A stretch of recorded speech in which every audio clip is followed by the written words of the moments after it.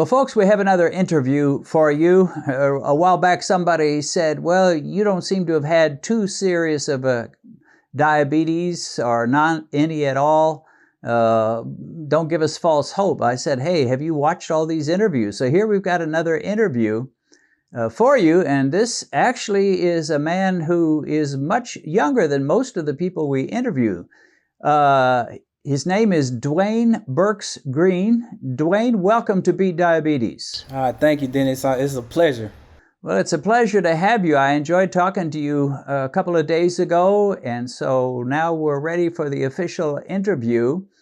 To start out with, tell us your age and where you're from. 36 years old, and I'm from Houston, Texas. Okay, fellow Texan. And the age is a thing that kind of amazed me. I'm used to people telling me, well, I got diabetes in my 50s or 60s or 70s. Don't hear from a lot of people that got diabetes, got diagnosed as diabetic in their 30s. And so, and every story has something a bit unique about it. Yours certainly does. So take us back to the beginning. When did you begin to think you were having some problems? And tell us how it came about that you were diagnosed as diabetic. What took you to the doctor in the first place? And just give us some of the opening aspects of your journey. Oh, well, great. We'll just start back last year sometime. I have a background in operations, basically working in refinery, chemical plant, manufacturing plant.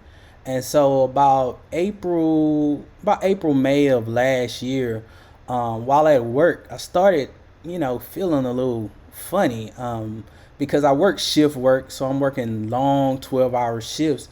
So I started feeling a little funny, like I was really fatigued all the time. It felt like I just couldn't get enough sleep. I was real sluggish. The sleep apnea was terrible. My wife it made me laugh. She kicked me out of the room because my snoring got so bad.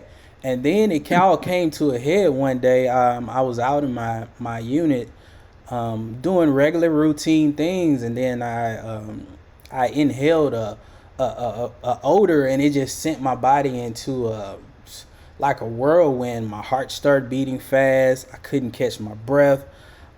It was just bad. I had a headache.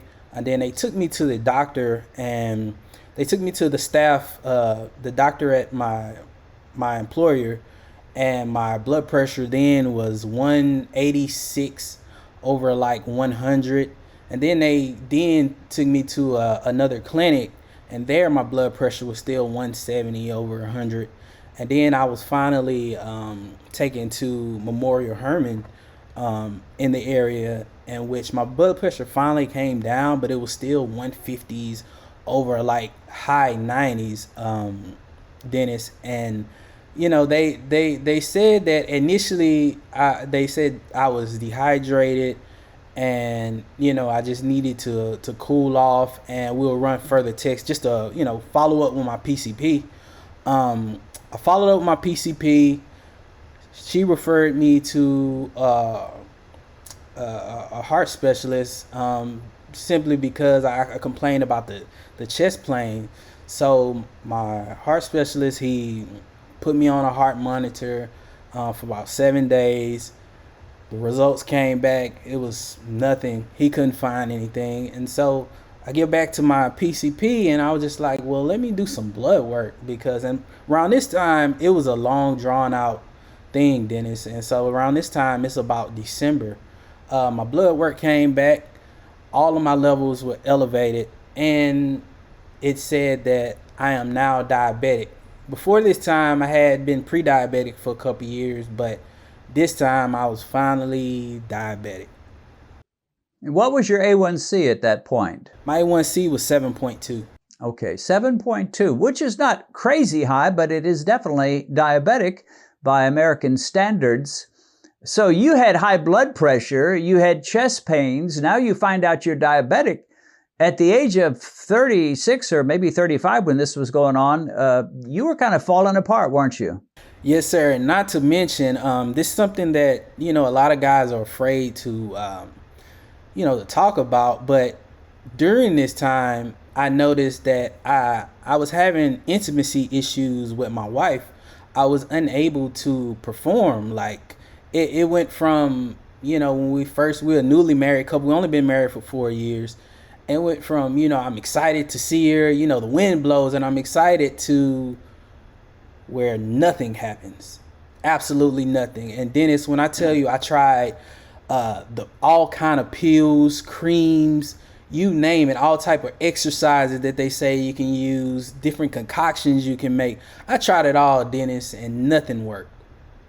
Now, did you suspect diabetes, or did you just think, man, something's just not working for me? I honestly thought it was just stress, Dennis, if I'm being honest. I thought it was just stress. I was thinking, I didn't think anything of it, but I will tell you this.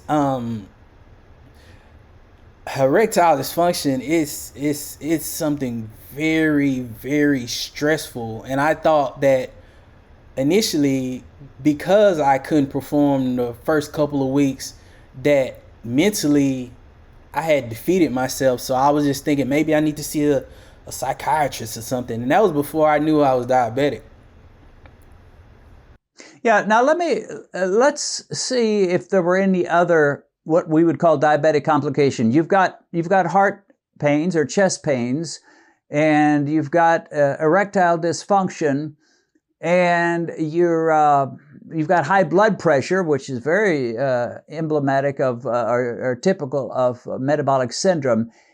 Any other things like neuropathy pains or anything else? Sir, I did have neuropathy pains. Like my left eye vision was a little blurry, but it would come and go. So I didn't really think anything of it. I just thought maybe, tired eye or something of that nature. Then I did have the numbness of, like, if I sat for long periods, my feet would go numb. And then I also felt the pins and needles in my hands and feet from time to time.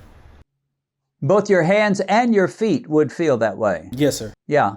Dwayne, that it's really kind of amazing to me. The more I study diabetes, the more I hear from diabetics. Some people can get up to 8 and 9 in A1Cs and have almost no symptoms, and others, they can have symptoms before they ever hit that so-called magic 6.5 marker of diabetes.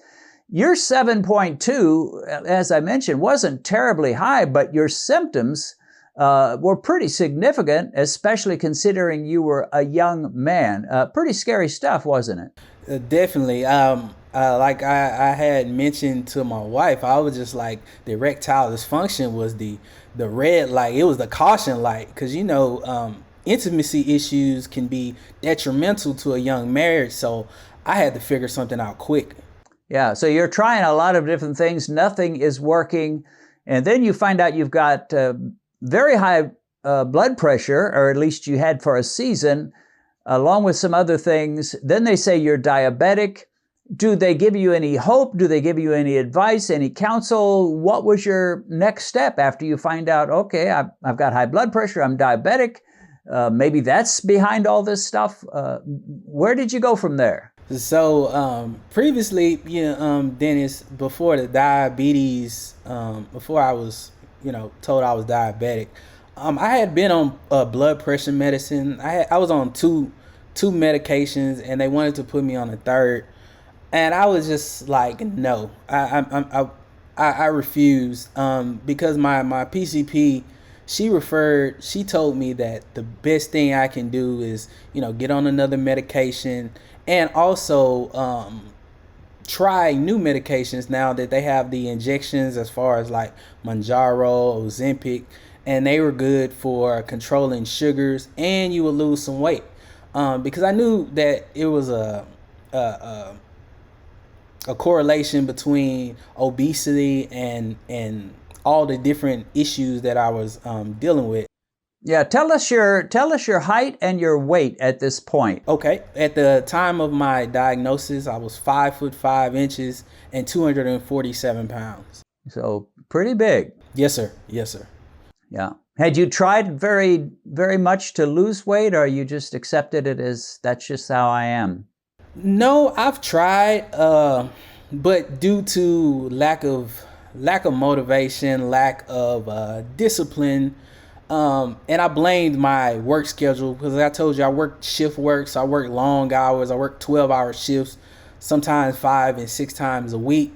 So, fast food, 2 energy drinks a night became the norm just to function. And so I would, go to the gym for 30 minutes before a shift or after a shift. But then I'll turn right back around and eat hamburger, French fries, drink an energy drink at the beginning of the shift, drink an energy drink at the end of the shift, and continue eating nothing but carb-filled foods. Okay. So let's get back to the issue of where you went. After all this is happening and you find out you're diabetic along with high blood pressure and other things, where do you go? Did you start looking for answers immediately? What followed? I knew when I got my diagnosis, I knew I wasn't gonna take any more medications, Dennis, if I'm being honest. So I went to online, YouTube University, because you can learn everything on YouTube or the internet. And so I remember this vividly. I put in how to reverse type 2 diabetes. And so the first person that popped up was Dr. Jason Fung. And then I took a deep dive with all of his videos, which led me to then Dr. Berg's videos. And I took a deep dive to his videos, and then which led me to your page, the Diabetes. And y'all all had one thing in common: reducing the carb intake, low carbs, fasting, and some exercise would help you go the right way as far as reducing, putting diabetes into remission. So I take it you were kind of motivated at this point. You mentioned you had kind of wanted to lose weight, but didn't have a lot of motivation. Now the issue is not so much weight, it's diabetes and dealing with these complications, including erectile dysfunction, which was really bothering you. You had the motivation, didn't you, to do something about it? Yes, sir. And not to mention, diabetes and high blood pressure runs heavily in my family. My mother is a stroke survivor. And just to see her taking all the different medications and the insulin shots that she has to take, I just didn't want that to be my life for the next, 20, 30 years. I just didn't want that as something in my near future. Yeah. So were you able to just jump in with both feet immediately, or did you just kind of gradually start cutting the carbs? How did it go? And what dietary changes did you make? No, it's really feast or famine with me. I jumped head in because I looked at it as a life or death situation. And usually when you're in a life or death situation, it's either, fight or flight. And I said I was going to fight. And so I immediately cut out all the carbs, as many as I can. Some vegetables have carbs and fruits have carbs, but I paid attention more towards as far as whole foods, as far as looking at labels now, and start eating more whole foods as chicken and fish. I was already strictly eating a lot of seafood, but I in my diet, I cut out the beef, I cut out pork, and I was strictly chicken, fish, and a few vegetables. Chicken, fish, it's chicken, fish, yeah, and a few vegetables. I tried some of the plant-based products, but a lot of plant-based products have a lot of carbs in them, so I removed that from my diet. And I imagine you got rid of those energy drinks as well. Oh yes, sir. I gave them away immediately. Those things, I don't even see how those are legal. Those things are a death sentence waiting to happen. So your meals were typically fish and or chicken and some low carb vegetables. Is that right?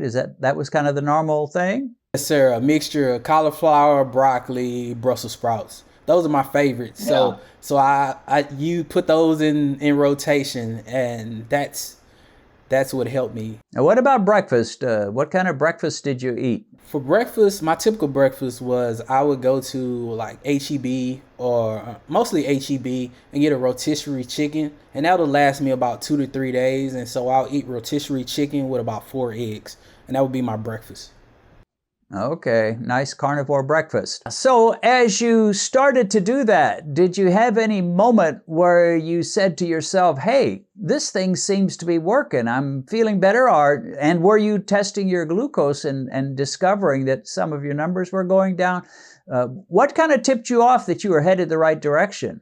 I started feeling more energetic. The erectile dysfunction started to go away. That was another side. And then looking at the scale, like initially I dropped weight super fast. I didn't drink enough water, so a lot of the weight that I lost was water weight. So I later corrected that, but you have to take in a lot of water along with the electrolytes that you need, because you will start to feel bad at first before you feel good. I would say that. Yeah. So you did feel pretty bad there for a little while, huh? Yes, sir. Yes, sir. But I was motivated. I had enough evidence from my research to know that this is the way to go. I felt right with it in my spirit, if I'm being honest. So tell us the date that you started doing the low carb. That was pretty close after you got diagnosed as diabetic. Is that right? When was that? It was the first week of January where I took it seriously. I got my diagnosis around mid-December. And I told my wife we were going to start the new year correctly. And the first thing we did before I got on the change of diet, I cut out all alcohol for months, for like about 3 months, because I was a very, I would say a moderate drinker, but I cut out all alcohol for the initial 3 months. Now tell us, you mentioned your wife. Was she on board with your change of diet, or did she say, hey, that's crazy? Or what was her attitude? Wife, she didn't understand it at first, if I'm being completely honest. But my wife is a very supportive woman, and if I tell her I want to be a astronaut tomorrow, she may not understand it, but she'll support me. She didn't understand it. Excuse me, but what I did is I would cook my meals, and then I would cook my wife and my children's meals separately. And then after a while, they started to convert over with some. Now, I don't completely remove carbs for them, but I do cook 2 separate meals. At what point did you say to yourself, this is really working? Like if you started January of this year, beginning of January, did it take you a month, 2 months? How far in before you said, man, this is working? It was around my birthday in March, where I stepped on the scale and I was down 30 pounds. And I noticed that like my face started to clear up. My energy levels were through the roof. I was never tired. Like before, I felt like I needed a nap, but now it was just like my energy levels, and I just felt good overall. It's like my spirit was lifted. It was like a 10-ton weight just lifted off of me. Well, that's wonderful. Now, obviously, what you want to see is to see that your blood sugar levels are getting back where they should be. At what point did you have your next A1C after all of this and find out that, yeah, your glucose levels were coming down? My next reading, my appointment was in April, about mid-April. During this time, I had been trying to schedule an appointment because I felt like I was going in the right direction, but my doctor made me wait until it was 3 months, roughly almost 4 months. Then I got my checkup and revealed that all of my levels were back normal, and now I had a 5.9 A1C. Oh, that's great. You made it into the 5s. Your blood work is showing normal. Did you have high triglycerides before? Do you know? Yes, sir. Yes, sir, I did. All my levels are back green.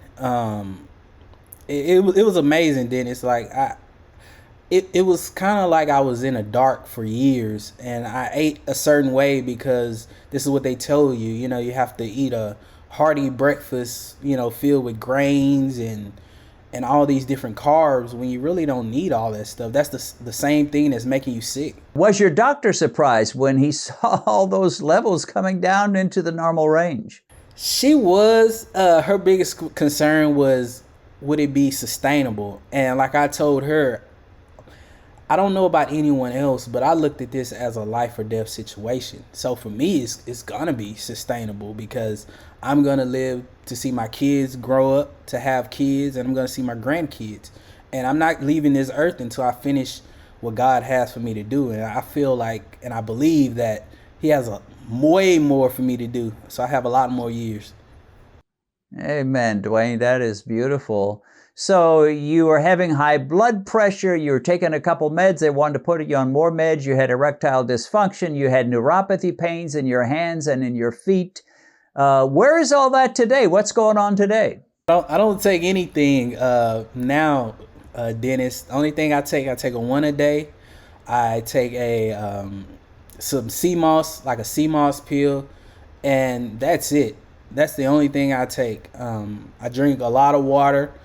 And that's pretty much it. I eat healthy. I don't eat many carbs at all. I'm continuing with my diet, and I walk. I walk minimum 2 miles a day. My goal is usually 3 to 4 miles a day, and that's what also helped me along with my journey: the fasting and the walking. I did the 16-8 fast. I usually finish eating dinner around 6 p.m. and I don't have anything else to eat other than like green tea until about 10:30, 11 the next day. Okay, well, I've heard of that. Some people call that intermittent fasting, and other call that time-restricted eating. So again, getting back to those complications, the blood pressure, the erectile dysfunction, the neuropathy in the hands and the feet, chest pains, are you having any of that these days? No, sir. No, sir. I'm glad to say that. I feel amazing. I feel like I'm back in my 20s. If I'm being honest, like with the weight coming off and me feeling well, I told my wife, I was like, I'm shooting for my high school weight. I'm about 15, 20 pounds away from that, and I believe I can make it.